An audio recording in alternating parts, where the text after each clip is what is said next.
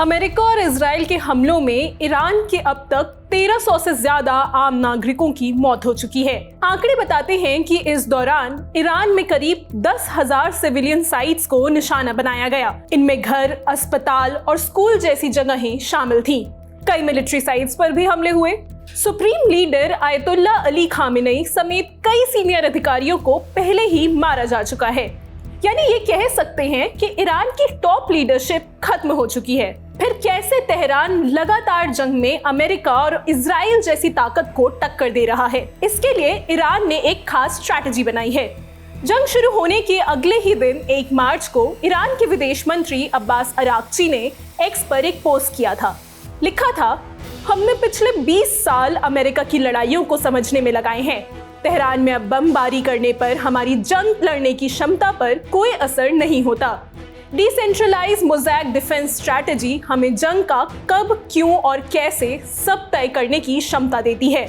यानी ईरान ने अपनी व्यवस्था इस तरह बनाई है कि अगर तेहरान पर बम गिर जाएं, बड़े सैन्य ठिकाने तबाह हो जाएं, कम्युनिकेशन टूट जाए या बड़े नेता मारे जाएं, तब भी देश लड़ाई जारी रख सकता है। यानी ईरान पहले से मानकर चलता है कि युद्ध में उसे भारी झटका उठाना पड़ सकता है, लेकिन उसका सिस्टम ऐसा होना चाहिए कि वो झटका झेल कर भी चलता रहे।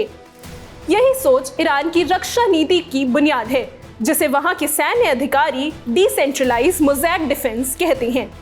अगर इसे आसान भाषा में समझें तो इसका मतलब ये है कि ईरान अपनी पूरी ताकत एक जगह इकट्ठा करने की जगह अपने सैन्य ताकतों को कई हिस्सों में बांट देता है। सोच ये है कि अगर दुश्मन एक जगह हमला करके सिस्टम को तोड़ने की कोशिश करे तो बाकी हिस्से काम करते रहें। ईरान ये मानकर चलता है कि अगर अमेरिका या इजराइल के साथ युद्ध हुआ तो शुरुआत में दुश्मन को तकनीक, हवाई ताकत और खुफिया जानकारी में बड़ी बढ़त मिल सकती है। ऐसे में हो सकता है कि बड़े कमांडर मारे जाएं, कुछ सैन्य ठिकाने नष्ट हो जाएं और ऊपर से आदेश आना भी मुश्किल हो जाए। लेकिन इसके बावजूद नीचे के स्तर पर लड़ाई चलती रहनी चाहिए। यही कारण है कि ईरान की सेना को जल्दी खत्म होने वाली लड़ाई के लिए नहीं, बल्कि एक लंबी लड़ाई के लिए तैयार किया गया है।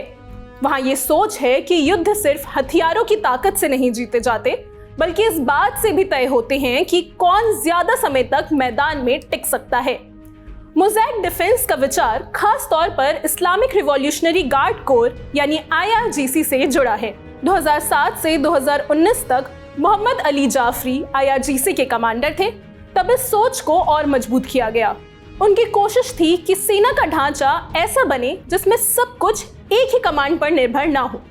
इसलिए IRGC बसिज मिलिशिया, सेना, मिसाइल बल, नौसेना और स्थानीय कमांड सबको एक नेटवर्क के जरिए जोड़ा गया। इस रणनीति के पीछे एक बड़ा कारण अमेरिका के युद्धों में मिला सबक भी था। जब 2001 में अमेरिका ने अफगानिस्तान पर हमला किया और 2003 में इराक पर हमला किया, तो पूरी दुनिया ने देखा कि सद्दाम हुसैन की सरकार कितनी तेजी से गिर गई। ईरान ने उस युद्ध को बहुत ध्यान से देखा। उसे समझ आया कि जब किसी देश का पूरा सैन्य और राजनीतिक सिस्टम कुछ ही नेताओं और कमांड सेंटर पर निर्भर होता है, तो अमेरिका जैसे शक्तिशाली दुश्मन के सामने वो जल्दी टूट सकता है। इसलिए ईरान ने उल्टा रास्ता चुना। उसने अपनी ताकत को एक जगह इकट्ठा करने के बजाय उसे अलग अलग हिस्सों में बांटना शुरू किया, ताकि अगर एक हिस्सा टूटे तो पूरा सिस्टम ना गिरे। इस सोच के तहत युद्ध में अलग अलग संस्थाओं की अलग अलग भूमिका तय की गई। सेना, जिसे आर्टेश कहा जाता है, उसे शुरुआत में दुश्मन का पहला हमला झेलने के लिए तैयार रखा जाता है। उसका काम दुश्मन को धीमा करना और मोर्चे को संभालना होता है।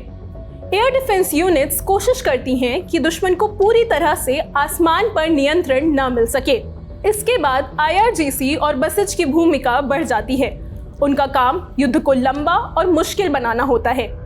इसके लिए वे घात लगाकर हमले करते हैं, सप्लाई लाइनों को बाधित करते हैं, शहरों, पहाड़ों और दूर दराज के इलाकों में अलग अलग स्ट्रैटेजी से लड़ते हैं।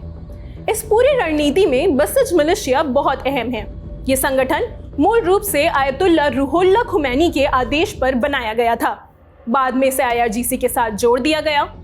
2007 के बाद बसिज की इकाइयों को ईरान के 31 प्रांतों में फैले कमांड सिस्टम में शामिल किया गया। इसका मतलब ये हुआ कि स्थानीय कमांडरों को अपने इलाके की परिस्थितियों के हिसाब से फैसला लेने की ज्यादा आजादी मिल गई।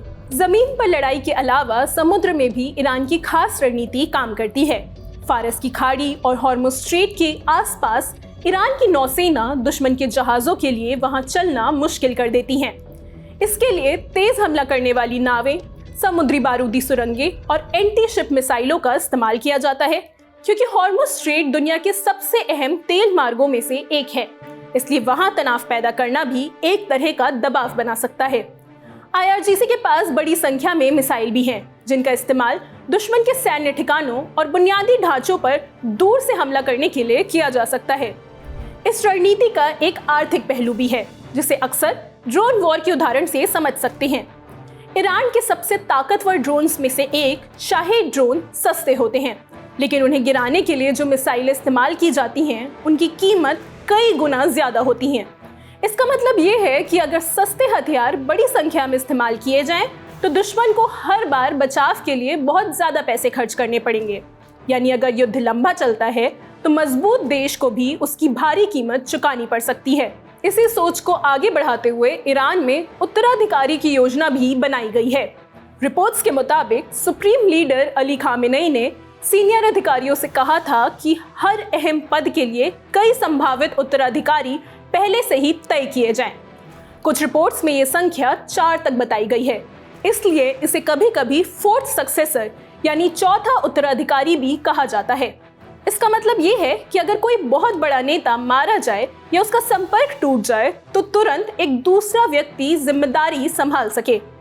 अगर वो भी मौजूद न हो तो तीसरा या फिर चौथा व्यक्ति पहले से ही तैयार रहे।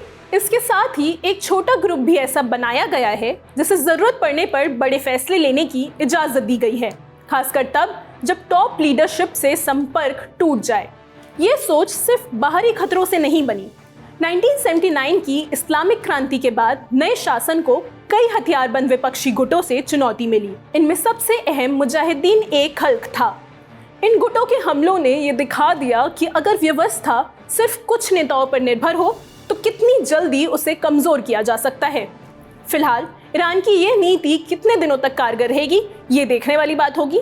जंग से जुड़े बाकी अपडेट्स भी हम आप तक पहुंचाते रहेंगे। देखते रहिए द लल्लन टॉप।